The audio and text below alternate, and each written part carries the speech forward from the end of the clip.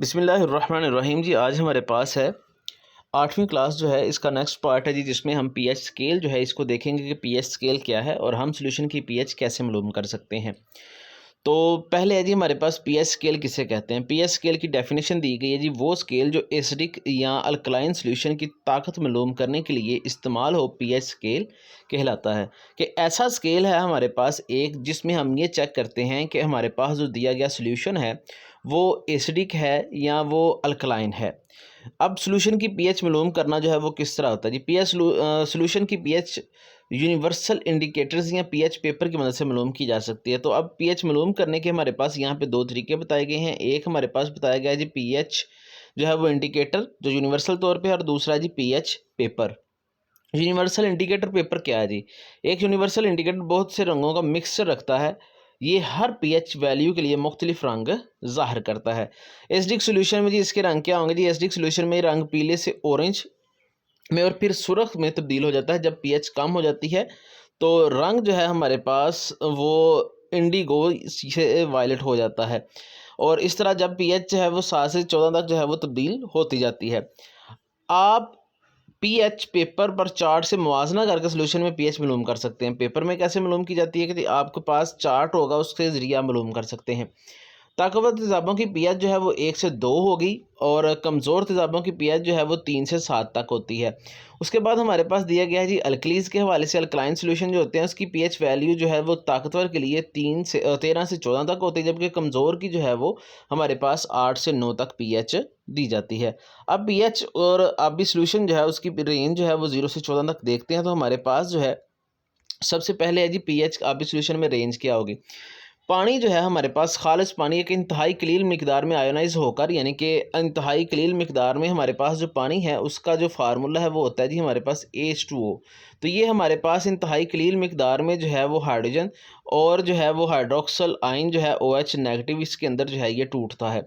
तो पानी जो है जब ये आयन्स में अपने तो टूटता है तो ये बहुत कम टूटता है। तो इसमें हमारे पास एक हाइड्रोजन H+ आयन बनता है और एक हमारे पास बनता है जी हाइड्रोक्सल आयन OH। ताहम खालिश पानी में H+ आयन्स और OH आयन्स की कंसंट्रेशन बराबर है। यानी कि हमारे पास अगर देखें नहीं, यहाँ पे मेरे पास एक पानी का मॉलिक्यूल है, तो यहाँ पे ये पानी जो है ये टूटा है तो इससे एक ही हाइड्रोजन का ग्रुप बनेगा, आयन बनेगा, और एक ही हाइड्रोक्सल ग्रुप जो है उसका आयन बनेगा।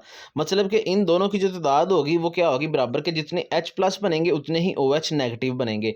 तो इन दोनों की मिकदार जो होती है वो क्या हो जाती है, बराबर। जब कोई एसिडिक सॉल्यूशन पानी में हल किया जाता है तो H+ आयंस तो इसमें हमारे पास है जी H+ जो आयंस पैदा करता है। इसी तरह एसिडिक आबी सॉल्यूशन में जो है H+ की आयंस की कंसंट्रेशन जो है वो OH नेगेटिव की निस्बत ज़्यादा हो जाती है। कि जब हम नॉर्मल हालात में अगर टूटे तो इनकी कंसंट्रेशन बराबर रहती है, लेकिन जब हम किसी पानी में एसिड जो है वो दाखिल कर दें तो फिर H+ के जो आयंस होते हैं वो ज़्यादा हो जाते हैं और OH जो है उसके आयंस कम हो जाते हैं। अल्कलीज पानी में हल हो तो H+ की आयंस की कंसंट्रेशन बढ़ जाएगी और जो हमारे पास H है H+ है, OH नेगेटिव की कंसंट्रेशन बढ़ जाएगी और जो H+ है इसकी कंसंट्रेशन कम हो जाती है। अब इसको हम सिंपल तरीके से समझते हैं कि हमारे पास जो पानी है अगर नॉर्मल हालात में जो है ये टूटता है, H2O जो है ये नॉर्मल हालात में हमारे पास टूटे तो इससे एक बनेगा जी H+ और एक हमारे पास बनेगा OH नेगेटिव। अब अगर हमने इस पानी के अंदर जो है वो एसिड दाखिल कर दिया है, कि तेज़ाब डाल दिया है, तो फिर H+ की मिकदार जो है वो क्या हो जाएगी, ज़्यादा हो जाएगी, वो बढ़ जाएगी। और इसी के मुकाबले में अगर इसी पानी के अंदर जो है वो हमने बेस डाल दी है, मतलब कि अल्काइन डाल दिया है, तो फिर क्या होगा, फिर हमारे पास OH नेगेटिव की मिकदार जो है वो ज़्यादा हो जाएगी और H+ की मिकदार जो है वो as compare to OH negative जो है वो कम हो जाएगी। तो ये सिंपल इन्होंने बताया जी। अब स्ट्रॉन्ग एसिड्स क्या होते हैं और स्ट्रॉन्ग अल्कली क्या होते हैं। हमारे पास एक चार्ट है जी जिसमें 7 जो होता है वो न्यूट्रल होता है। 7 से लेकर जो 14 तक होते हैं वो एक तरफ नंबर होते हैं और 7 से लेकर 0 तक एक तरफ नंबर होते हैं। अब यहाँ पे जो है ये हमारे पास मुकम्मल गिनती होती है 0 1 2 3 7 तक, और इसी तरह 8 9 10 और टोटल जो है ये 14 तक जाती है।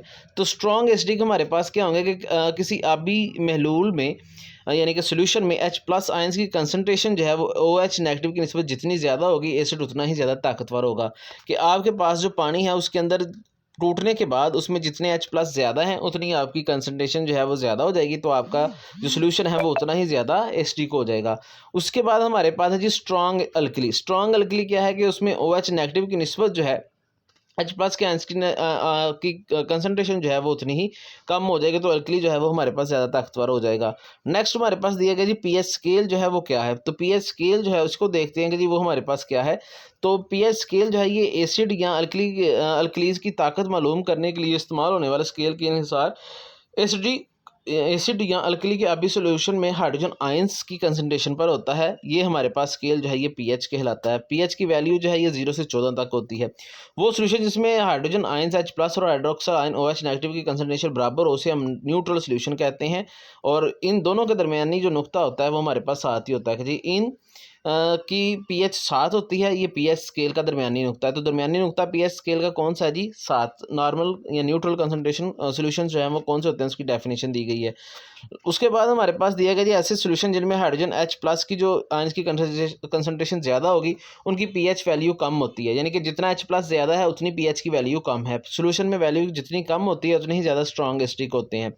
अब हमारे पास दूसरा जी ऐसा सॉल्यूशन जिसमें OH की कंसंट्रेशन हाइड्रोक्सल आयन के मुकाबले में कम होती है, उनकी पीएच वैल्यू उतनी ही ज़्यादा होगी।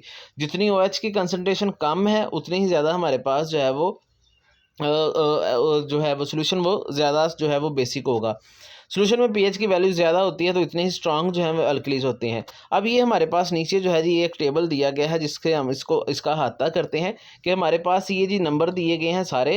तो इसमें हमारे पास जो 7 है ये हमारे पास न्यूट्रल पीएच है, कि इसके ऊपर पीएच जो है वो कुछ भी नहीं होती, ना तेज़ाबी होता है कोई सॉल्यूशन, यानी कि अगर हमारे पास कोई लिक्विड है, और ना ही वो बेसिक होगा।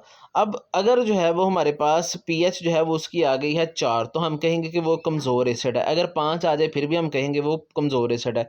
6 आ जाए फिर भी कमज़ोर एसिड है। अगर हमारे पास 3 आ जाए फिर भी जो है वो तकरीबन कमज़ोर एसिड में ही आती है। मगर 2 से लेके 0 तक अगर हमारे पास किसी सॉल्यूशन की पीएच है तो इसका मतलब है कि वो स्ट्रॉन्ग एसिड है। इसी तरह हमारे पास अगर 8 से लेके 11 तक जो है वो हमारे पास किसी की पीएच आती है तो हम कहेंगे कि वो कमज़ोर इलेक्ट्रोलाइट है, कमज़ोर अल्कली है। मगर 13 से लेके 14 तक अगर किसी की सॉल्यूशन की पीएच आ जाए तो फिर हम कहते हैं कि वो ताकतवर अल्कली है। तो ये हमारे पास अल्कली जो है उसका सॉल्यूशन दिया गया। चंद आगे हमारे पास जो चीज़ें हैं जो है वो बारे में बताया गया है कि उनकी पीएच कितनी है। जैसे कि जी खालिस सल्फ्यूरिक एसिड है, इंतहाई जो है वो हमारे पास ये एक स्ट्रॉन्ग एसिड है। इसे सल्फ्यूरिक एसिड जो है ये सबसे ज़्यादा जो है वो ताकतवर यहाँ पे दिया गया है, जिसकी पीएच जो है वो 0 है। मैदे में गैस्ट्रिक जूस जो है जी हमारे पास HCl, उसकी पीएच जो है वो 1 दी गई है। लीमू का जूस जो है जी लेमन, उसकी पीएच 2 है। सिरका की जो है वो 3 है। टमाटर के जूस की 4 है। तेज़ाबी बारिश की पीएच 5 है। ये हमारे पास MCQs हैं सारे जिनको आपने याद करना है। उसके बाद जी खालिस पानी जो है इसकी 7 है। जो हमारे पास आम जो हम पानी पीते हैं वो ना एसिडिक होता है ना बेसिक होता है, वो हमारे पास जो है वो न्यूट्रल एक सॉल्यूशन की मिसाल है। उसके बाद है जी हमारे पास पानी का जो है वो सफाई का पाउडर जो होता है उसकी 9 होती है। बेकिंग पाउडर की 10 है। मिल्क ऑफ मैग्नीशिया की 11 है। अमोनिया जो घरों में इस्तेमाल होता है उसकी 12 है। और ताकतवर पोटाशियम हाइड्रोक्साइड जो है उसकी पीएच जो है वो हमारे पास 14 हो गई। तो हमने ऊपर इसका पढ़ा कि जी हम इसके पीएच जो है वो किस तरह मालूम करते हैं। तो इसके लिए एक सादा हमारे पास इस तरह का जो है जी वो मीटर दिया गया है। तो हम बीकर के अंदर पानी लेके वो जो है जी उसकी मशीन के ज़रिए वो चेक करते हैं। पीएच मीटर क्या है, ये एक ऐसा वो आला जो पीएच की बिल्कुल दुरुस्त वैल्यू मापने के लिए इस्तेमाल किया जाता है, पीएच मीटर कहलाता है।